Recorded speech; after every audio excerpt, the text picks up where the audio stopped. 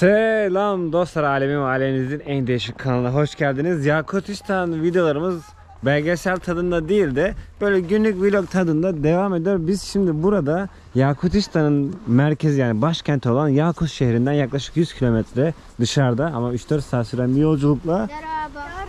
Doroba. Ya ne demek? Doroba. Evet. Yakın merhabaya. Evet. Doroba merhaba. Evet, Yakutça. Teşekkür ederim, neydi?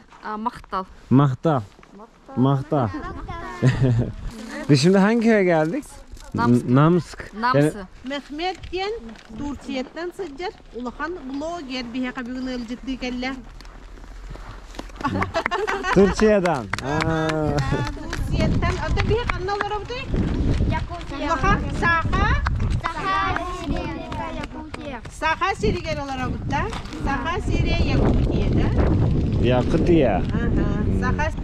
Bu teyzemiz burada kimsesizler yurdu gibi bir şey yapmış ve etrafta işte ailesi olmayan, yani annesi babası olmayan çocukları burada bakıyor. Şimdi misafir olarak onlar bizi davet ettiler. Biz de şehirden buraya geldik. Size hem köy yaşamını da göstereceğiz hem de buradaki saha Türklerini, saha çocuklarının kırsaldaki yaşamlarını göreceğiz. Abi o kadar kalın giyiniyorlar ki bakın, bir anda ip incecik oldu çocuklar. Tulum mulum bile giyiyorlar. Her yerin böyle girişinde şeyler var. Dükkanlarda, mağazalarda, evlerde girişte böyle geniş askılık yerler var. İnsanlar böyle hemen 3 kat 5 kat bakın tulumla. Biz mont giyiyoruz da onlar üstüne ekstra tulum da giyiyor. Hop. Yani eve girip çıkmak şey sürüyor. 10 dakika sürüyor. Şu an burası yeni. Biraz da yeni yapılıyor hala. Yeni yapılmakta. Helal olsun. Bir tane abla 5-6 tane çocuğa bakıyor. Gördün? Güzel. Yatakları, çalışma masaları. Sabah güneş doğmuyor, akşam hemen gidiyor. Akşam olmadan hatta gidiyor. Anladım. Bu çocukların bütün masraflarını devlet karşılıyor. Evet. Anladım. Burada şimdi şöyle bir sistem varmış. Zaten Rusya'nın genelinde senin kendi çocuğun dahi olsa devlet sana işte 50 euro 100 euro zaten veriyormuş. Ama istersen bir de kendi yanına bir yetimhaneden çocuk da alabiliyormuşsun. Devlet o zaman sana 200-300 euro verebiliyormuş.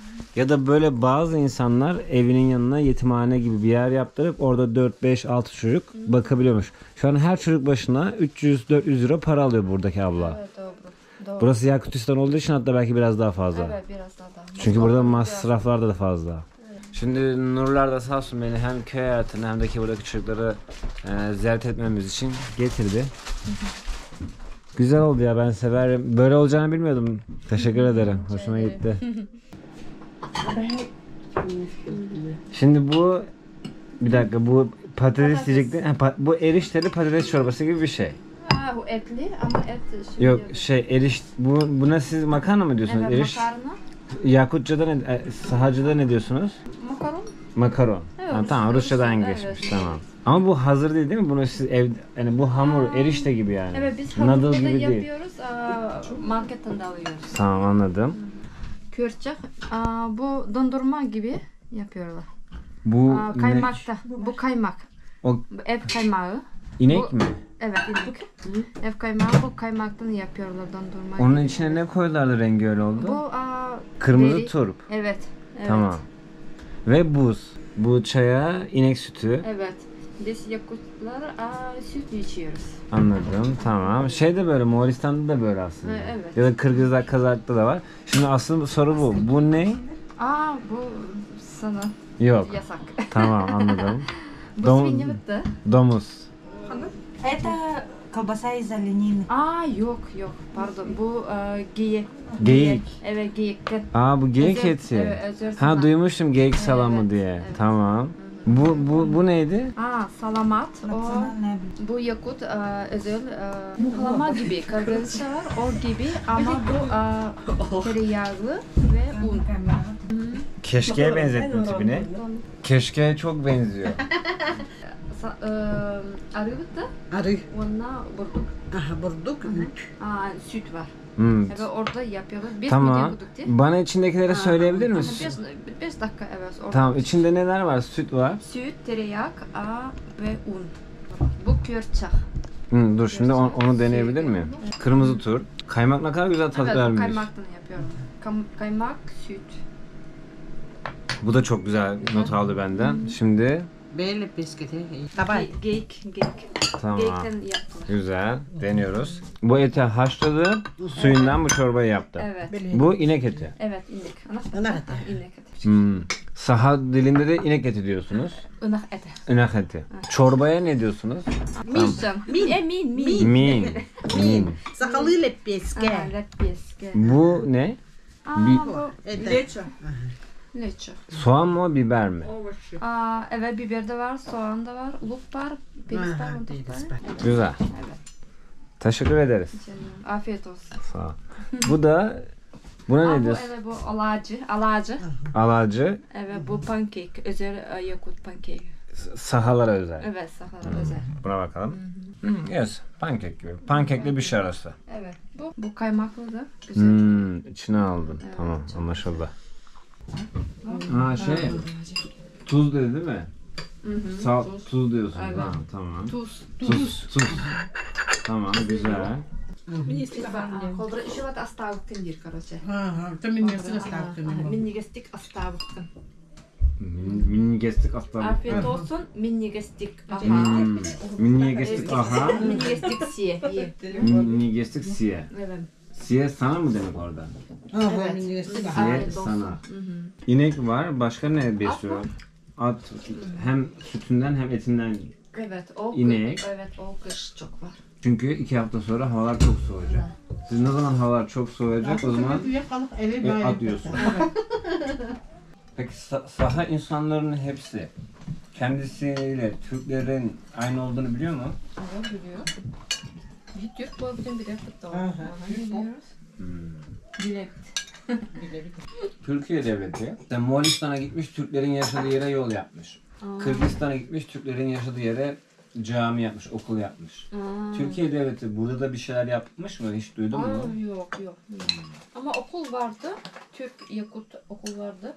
Ama şimdi bilmiyorum. Kapandı falan. Evet, Turetska eto şkola var Türk gimnaziya. Anladım onu. Evet, orada biraz Türkçe de öğrettiler ama şimdi yok. Anladım. Namna Evet. sakın O Fransızca okullar vardı. 2016-2017'de kapandı. Onlar Yakutça folklor klasla derslerde gidiyorlar. Evet. Yani Yakutların Müzik Ha, de müzik yapıyorlar, dersi. bunu öğreniyorlar. Anladım. Yakutça dilde. Ağalatar akım Toh bolu ere Menin sere ahatta ben se kodin Yehallemin johallemin Lemmin tahlamın duybaz olur Ala kere aktarda alantaydır boğdur Ahulahıttan Ani daydu analahı çata Ala kere aktar alantay boğdur Tüzini beğer Drobu Min evedir eder besker Balacester olur. Balaca ne demek? Balaca ne demek? Balaca. Şimdi balaca gibi bir şey. Malacağız. Hem malacağız. İyi yaptınız. Ha, iyi yaptınız. Evet, Malaca oldu. Ilında alabilirsiniz. Evet, alabiliriz. Çaskın onun soktayın kuttu bu. Bu özel Türkler. Ha. Biraz önce buna kırmızı turp dedik de Evet. kırmızı turp değilmiş. Buna Türkiye'de buna ne diyorlardı ya? Sugun. Biz sugun diyoruz. Türkiye'de bilmiyorum. Ha bu bak şimdi yapıyor. Aa. Kaymak. Emir. Kaymak.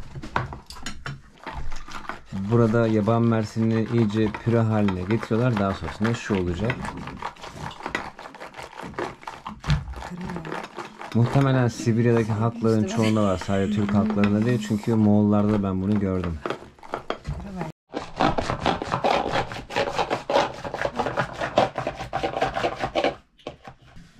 Çok güzel oldu ya. Peki en son bunun adı ne oldu şimdi?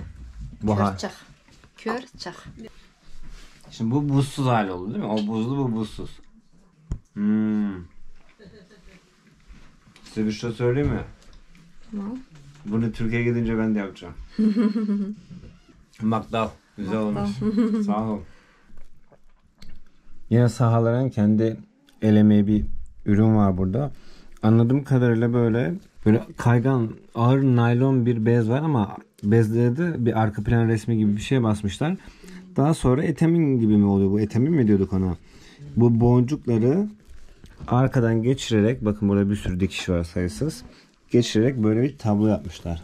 Sahalar burada bu tip bir çalışma yapıyormuş. Çocuklar için ama yani sahalara tarz bir model değil mi bunlar? Evet, dekorasyon gibi. Evet, bu. Bu bel kemeri. Kur. Kemer. Kur. Biz kur diyoruz. Kur.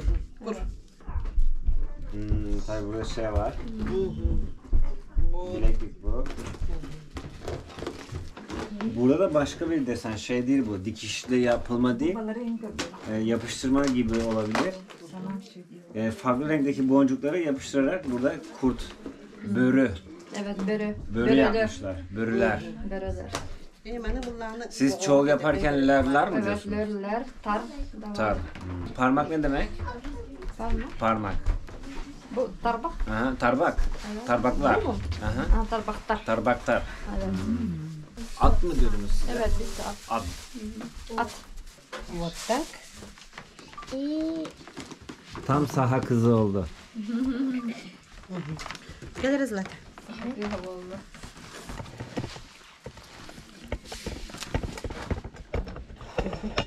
Hem şu an sahaların geleneksel eşyalarını görüyoruz. Hem de bir yandan buradaki anaokulundaki bir eğitim sistemini annenin, yani gönüllü annenin onlara yaptırdıklarını görüyorsunuz. Bunları çocuklara yaptırmış. O çocukların ellerindeki tabloları da görüyorsunuz. Bu 3 boyutlu baskı.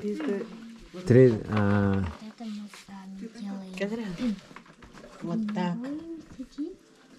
Это для Olga. Gel. Aha.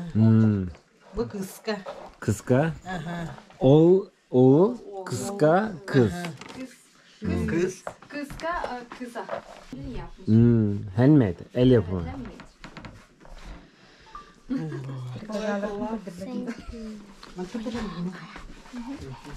Abi yani yapımı kolay bir şey de değil. Yüzlerce boncuk var. Sakallılar bağları tegi. Вот это для этого.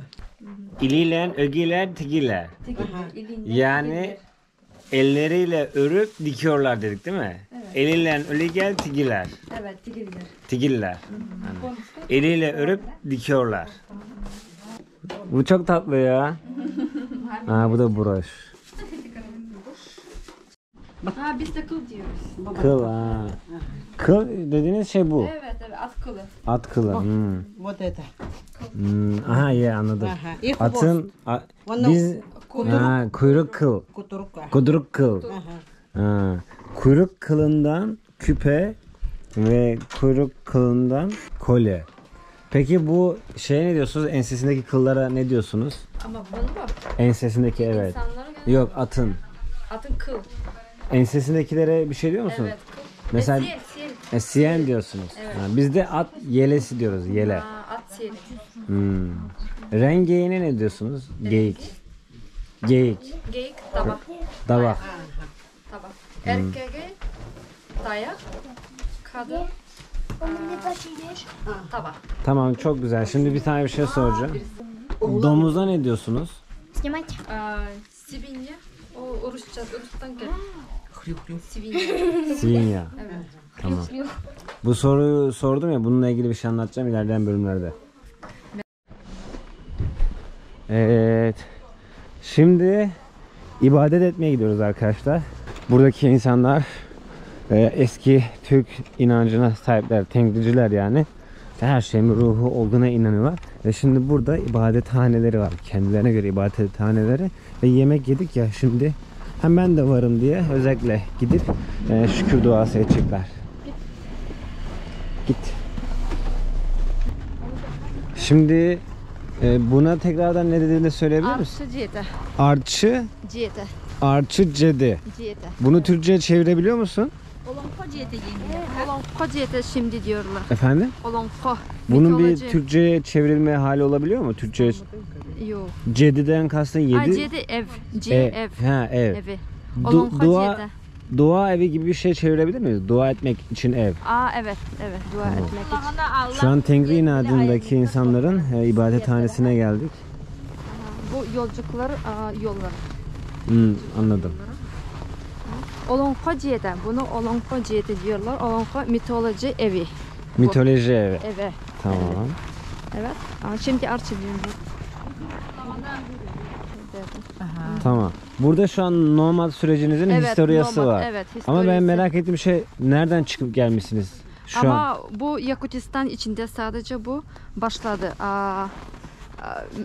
Alışveriş gibi Anladım. başladı. Biraz önceki harita Yakutistan içinde mi Evet, yoksa Yakutistan içinde. hani İrkut'tan Baykal'dan falan Yok, gelme değil? Yakutistan içinde. Tamam anladım. Ama biraz Aşağı güneyden. Evet. Tamam. Şimdi Tengricilikte semboller önemli. Buradan şu an göremiyorsunuz. Aslında bu hani gördüğünüz birçok sembol, hani hatta Türk tarihinde boylarda, kabilelerde hep böyle semboller var. Belki görmüşsünüzdür. Onlardan bazılarını şu an burada da görebiliyorsunuz.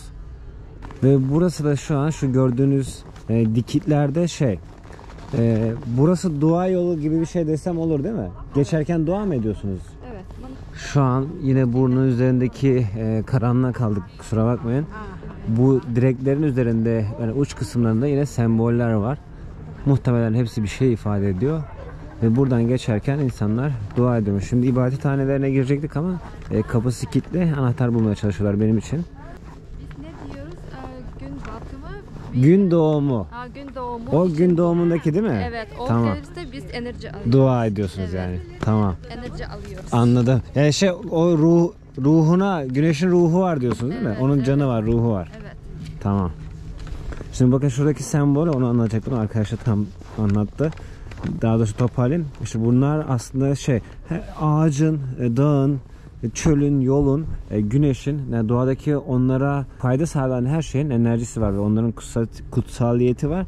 Ve buradaki gördüğünüz sembol de hatta bazı çadırlarının tepesindeki gün ışığı alsın diye oluşturdukları alanlar var böyle. Evlerin çadırlarının tepesinde gün ışığı içeri girsin diye böyle boşluklar var. Burada da öyle bir yer yapmışlar. Çünkü gün doğumu buradan doğuyor. Güneydoğudan ve gün doğumunda burada insanlar buradan gelen güneş ışınlarına karşı hem enerji doluyorlar hem de güneşe teşekkür ediyorlar. Güneşin ruhuna saygı gösteriyorlar. Şimdi kapı açılıyor. İçeri giriyoruz. İlk defa Tengriciliğin bir ibadethanesine girdim. Evet. Olonko ciyete. Olan Hoca'ydı. Peki her yerdekiler aynı böyle birbirine benziyor mu? Hep böyle Evet, şekiller benziyor, böyle mi? Benziyor.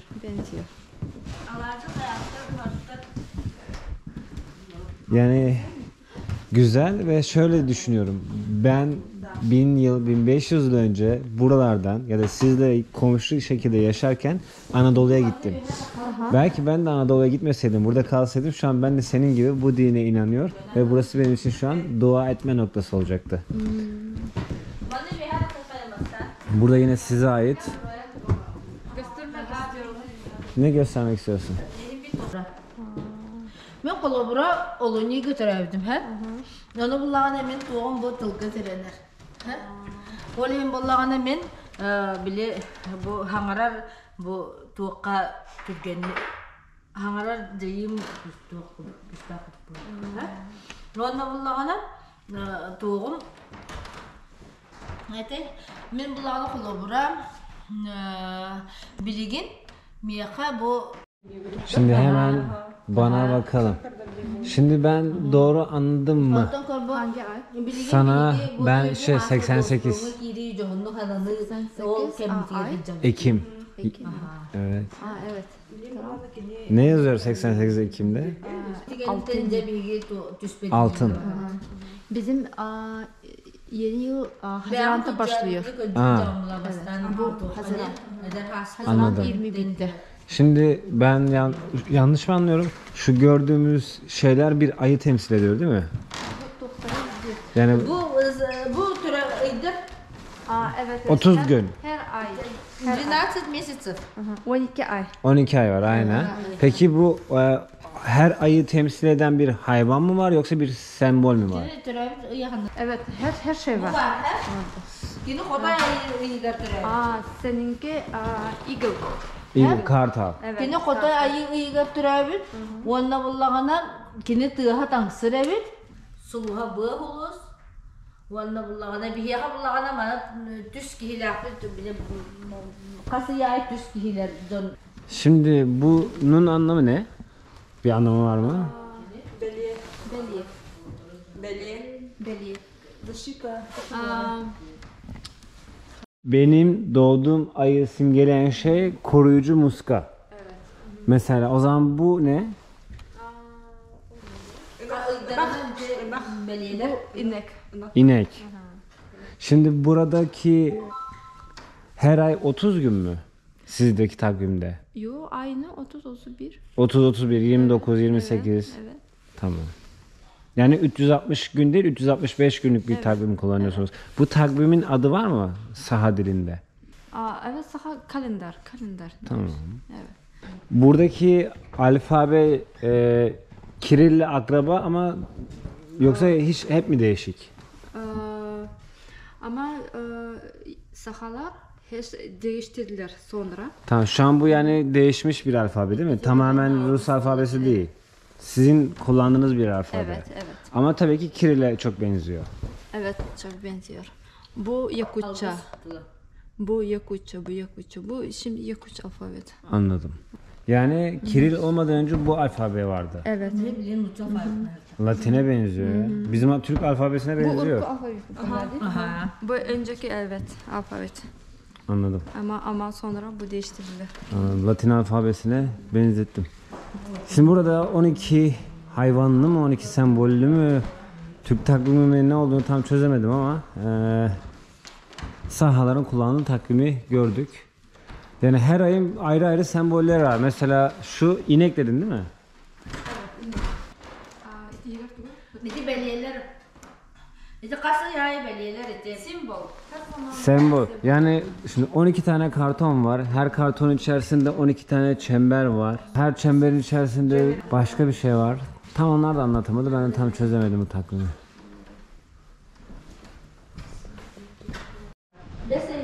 Şimdi bu yok o değil ya. Şey diyecektim. Nur. Siz kımızı bunda içiyor musunuz yoksa bunda yapıyor musunuz? İçiyoruz. Ha, kımız yaptığınız şey de buna benziyor ama ağzı kapalı değil mi? Evet. Tamam. Bizdeki yayık ayran şey vardı ya eskiden köylerde şak şak şak şak yapardık.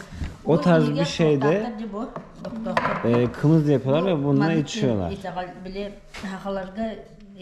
Sahalarda bu boş durmuyor. O yüzden için- at kılı koymuşsunuz. Evet.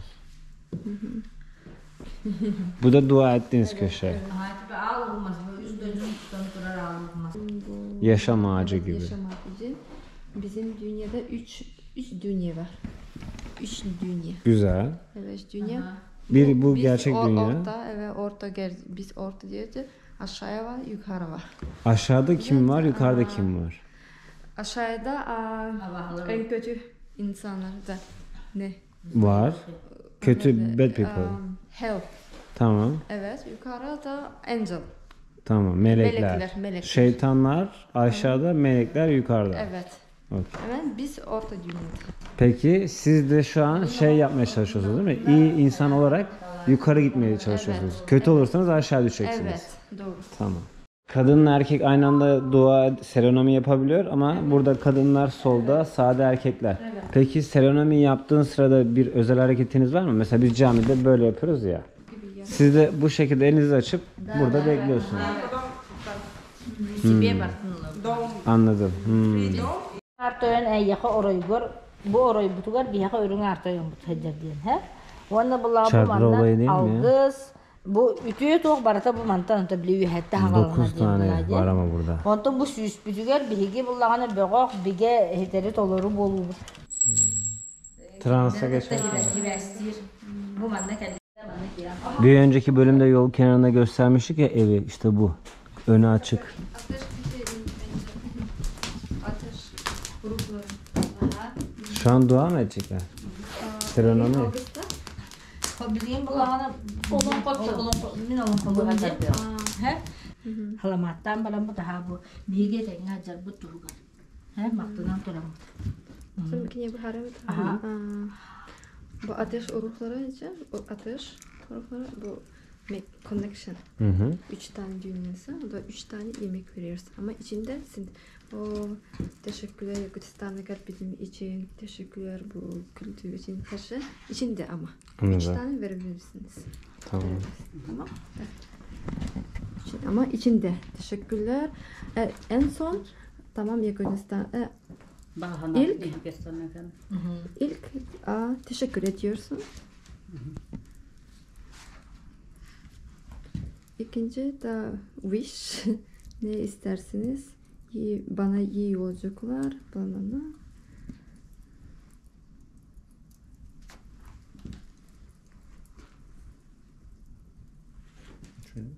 En son bana iyi yolculuklar. Her şey için iyi olsun. Gün ışığı olmadığında ateş ışığı bizim dualarımızı ruhlara gönderdi. Değil mi? Evet, 3 dünya. Üç. 3 dünya için biz yemek veririz. Tamam. Ruhlara gitti yani şu an. Evet, ruhlu. Ama ateş ruhun içinde. Tamam. Evet, Ateş ruhu için. var. Evet. Tamam. Ama onlar 3 tane için getiriyor. Onu da burada kalıyor. Acılları bıral yeri bıramamın dağları görürük kolla orası kuvatta oduncullar ularıyorum var götçüleri gel her geçene atihiler girenler bizler yılları çiyere sanarat tüleri gel Nurtçu diyen sunu eligine haka diyen havalanır yine mu köhükken oluk suyeligine Yühe be olu gerdektiri tüyen atan bozcahalların sağına allara be gocurgalaktıra tüyde oğalcar kaya tardalların sağına Orta doydu toyguttura ol hilenin erdenellerin sağına setseler diyendeleligine ayı karıgena kayıllı vaterdağına buruy diyen muntalan materdağına Ertatan oğalar Dostan ulus dayanı adın ulus attağı Ala kere attarada alantay madar Ütü güvenler diye kadını Mevkime diye kalar diye kadını Tören isten bahalayan olarak Nasıl olur? 15 sultan 2015. 15 yıl. 15'ten. 2015'ten beri. Bu başladı. Aynen. İki önce 12 yıllığa Ulus Bağlık Albert'ine gençmiş iliğin. Besol'dan yürüyeceğiz keseri olan bu. İleri durur. Yok, 2012'den inşaat başladı. 2015'te burada iş başladı. 2015'ten beri de bu hanımefendi buranın müdürü. Evet. Kımız yer diye bu Onlarlar da Omorollar kımız yapıyor. bu yerler Karıştırıyor. Ha, İnek derisinden ayakkabı, Bu bolla uva hateriyitten. şapka, Adderit. at derisinden. Bu eterbester. Oto iti bollağından Kurtbar, seri tabak. Bu bulana Bu geyik. çut. geyik. Namga bu tabi ki tabak. Şunlar da kartal tüyü mü? Yok. Bu dokutta. Kas kus gibi. Bu kas. Bu kaş. Aha. Kas. Kas. Ben de bolu ben de. Kartal? Ha, kaz. Kaz. Evet. Kaz. Evet. Bu bolu kus. Bu Tavşan. Tavşan. Koba. Şimdi yanımdaki iki abla da buradaki Tengri dinine ait ibadethanenin ilgilileri, menajer, müdürleri yani. Ve ikisinin adı Vera'ydı değil mi? Evet. Ve hani nasıl bizde iki tane Ayşe'nin, iki tane Ahmet'in arasında oturup dilek dileme vardı ya, işte bunlarda da varmış. Şu an o ikisi benim iki tarafıma geçerek benden dilek dilememi, yani bir nevi dua etmemi, serenamemi yapmamı istediler. O yüzden iki tarafıma geçtiler. İkisinin adı Vera ve şu an ben Saha Türklerinin yaşadığı yerde Yakutistan'da Sahaların, avcı Sahaların giydiği kıyafetlerle ve geyik kürkleriyle iki tane Vera'nın arasında, iki tane Saha Türk'ün, Tengrici Saha Türk'ün arasında duamı ediyorum. Ettim. Neydi? Malak mı? Mahtal. Mahtal. Evet. Şimdi ateş onlarda gün ışığı döndükten sonra ibadet etmeleri için ya da yön alabilecekleri bir simge. Bu tavşanın kuyruğu, o da bir hayvanın kazın ya da kartalın, emin olamadım, tüyü. Kaz, Bunun kuş. amacı buradaki temizlik görevini yerine getirmek. Burayı iyice temizledikten sonra burada bir ateş yakıyorlar ve biraz önce ablanın yaptığı gibi bir dua ediyorlar. Duadan sonra da bu kabın içerisine o ateşten köz koyuyorlar, yani sıcak köz koyuyorlar. Bu kasede de üstünde şekiller var bir sürü. İçine süt koyuyorlar ve bunu burada bırakıyorlar. Yaklaşık 3 dakika boyunca bu süt burada ısındıktan sonra bu süt doğal yani ama bu seremoniden sonra çok karşılığı olmasa da daha sonrasında bu sütü içiyorlar. Şimdi bu elindeki wood, ağaç, burada attan yapılmış ipi. Buna ya ormana gidip yaban mersini falan filan toplarlarmış. Aynı zamanda da Süt için inek sütü. attan. Attan inek sütü sağıyorlar. Bunda da balık için yemek yapıyorlar. Bunlar çeşitli kullandıkları kaplar, kaşıklar. Bunda kımız hazırlandı. Kımızı bunun içine döküp burada bekliyorlar. Sürahi gibi, kımız sürahisi gibi. Bu gördüğünüz yolluk, yani halı gibi bir şey söyleyeyim. Ve burada toplamda tam 11 adet farklı renk var. 11 adet farklı renkten yapılan bu yolluk da attan yapılıyor arkadaşlar. Atın yelesindeki kılları kesip daha sonra onları böyle dizlerinde ince uğraşıp ip haline getirip bu yollukları yapıyorlar. Bunu buranın müdüre hanımı yapıyor. Kendisi 11 kardeş olduğu için ona ithafen 11 farklı attan at yelesi kesip o at yelelerini de ip haline getirip yaklaşık 40 gün süren bu işlemin ardından bu halıyı yapmışlar. Biraz önce giydiğim ayakkabı. İçerler. Düğün için kıza hediye. Anladım. Çeyiz diyoruz biz. Peki siz de un mu yapıyorsunuz? Kız için ata dekorasyon. At için dekorasyon. Anladım. Kız atına, gelin atı, gelin arabası. Bu nedir? Bu bulduk. un için. Un yapıyorsunuz, tamam. Evet. Bayağı şey gördük, gösterdik. Bu acaba borazan mı? Nur? Bu böyle enstrüman değil mi? Şimdi bu Afrika'da da buna benzer bir şeyler. Burada içi boş bir ahşabın üzerine dokuma yapmışlar. Ucuna da boynuz takmışlar. Bu hani ben şu an beceremiyorum ama hani o bilirsiniz o enstrümanı.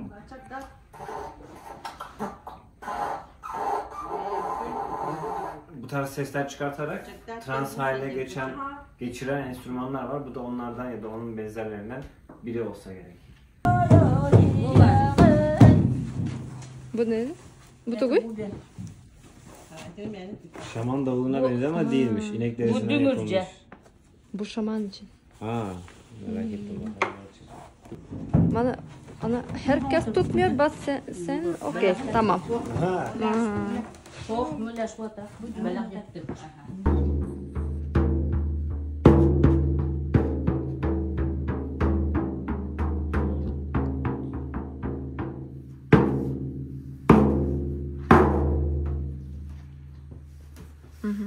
Emeği bir sırdı. Şimdi baktı, bu kişi kullanabilir mi? Yok mu? Okey, tamam diyorsa. Şimdi biraz başla. Ama 3 tane daha. Bitse. Şimdi tanıyorsun. Tamam.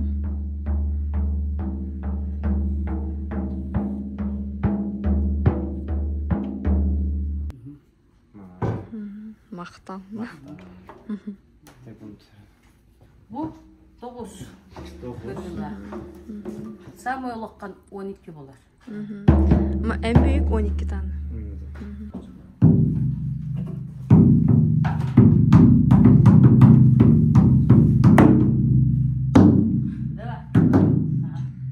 Yapalım diyor. Yapalım.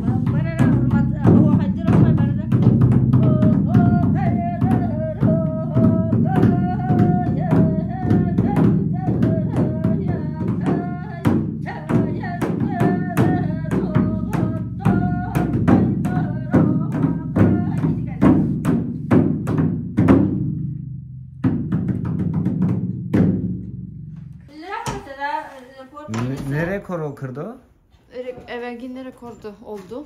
Ama çok kişi geldi. Dünyanın en büyük folklor dansı mı? Evet 15 Ahohay. 15 15 bin kişi geldi. Yanlış anlamadıysam burada bu festival her yaz var mı? Evet. Ne zaman hangi ayda? 6. ayda. 21 Haziran'da biz yeni yıl başlıyor. Tamam ben de onu diyecektim. Sen 21 Haziran'da doğdun. Yılbaşında yani. Evet. Tamam. Sizin takviminiz yaz takvimine, yazın başlangıcına göre yani. Evet orada kadar çok güzel. 3 gün. Hıdır Ellez var mı?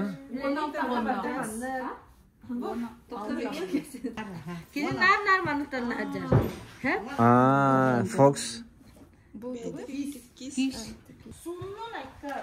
Burada da çalgıları görüyorsunuz. Yine bu çalgıları hem düğün, dernek, eğlence sırasında hem de trans sırasında kullanıyorlar ve çok sevdim burayı ya gerçekten. Yakutistan ziyaretim sadece 4 gün olduğu için hızlandırılmış bir gezi içerisindeyiz. Ama ona rağmen Nur'un sayesinde. Vallahi Nur piyango çıksa bu kadar çok bana faydası olmazdı. Piyangodan daha kıymetli oldun. Evet şimdi hotonları görmeye geldik arkadaşlar. İçeride hotonlar varmış ama buz tutmuş. Evet. Evet hotonlar merhaba. Bizim ahırlarla aynı. İlginç bir şekilde bu hayvanlara yani ineklere hoton diyorlar. Merhaba sana. Merhaba. Tamam. İlginç bir şekilde bu hayvanlara hoton diyorlar. Ama şöyle bir şey söyleyeyim size. Hoton türleri de var. Acaba hoton türlerinin isimlerinin bunlarla bir alakası var mı? Onu merak ettim. Onu da size daha sonra araştırıp anlatacağım. Domuzla ilgili de bir konuyu daha sonra anlatacağım. Domuz isminin öz Türkçedeki türemiş haliyle de bir halk var. 7-8 ay burada duruyorlar. 7-8 ay burada duruyorlar. 4 ay obaya gidiyorlar. Evet. Tarlaya. Bu ne? Çamur. Yok. İnek bu. Ha, pop. Tamam. Biz kerme diyoruz. Ama bu Türkiye'de de var bu sistem. Biz Türkiye'de de yapıyoruz böyle. Biz bunu aynı zamanda sobada da yakıyoruz. Odun gibi ısıtıyor. Evet sobada da. Aynen. Evde. Güzel. Hayvanları nasıl besliyorlar gördük. Saman. Peki o donuyor onu nasıl yiyorlar? Yiyorlar problem yok. Maşallah. Acıkalım önce hepsini yiyorlar. Peki siz at yiyorsunuz. At evet. Peki hani şu biz, kışın. Evet kışın. Peki bu hani üstüne biniyorsunuz ya atın dıgıdık gidiyorsun. Evet. O atı mı yiyorsunuz yoksa başka bir at mı? Ha. Yani Biz anladım. Yani bindiğiniz atı yemiyorsunuz değil mi? Tamam. normalde yemiyoruz ama Bazen zor da ihtiyaç kadar. Adı yok. Anladım. Bilerek sordum arkadaşlar. Gittiğim bütün coğrafyada at eti yiyorlar ama insanlar binicilik için yani ihtiyaçlarını gidermek için kullandıkları atları yemiyorlar. Sadece özel olarak yemek üzerine yetiştirdikleri atlar var. O atları tüketiyorlar. Şu an bir köye uğradık yine. Burada hani ahır sistemini, hayvanları falan göstermek istedim. Görmüş olduk.